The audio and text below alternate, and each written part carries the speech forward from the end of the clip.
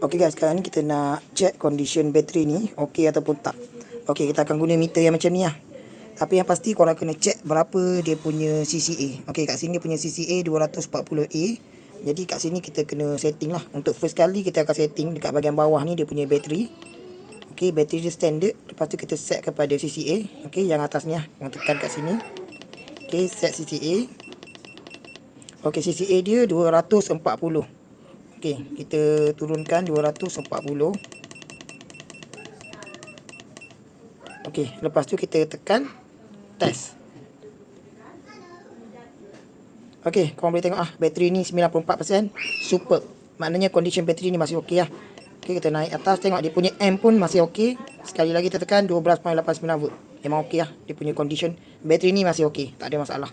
Okey, kalau nak beli produk ni korang boleh klik back yang ada dekat bawah, ataupun dekat video ni ada gambar produk, korang boleh klik dan boleh beli.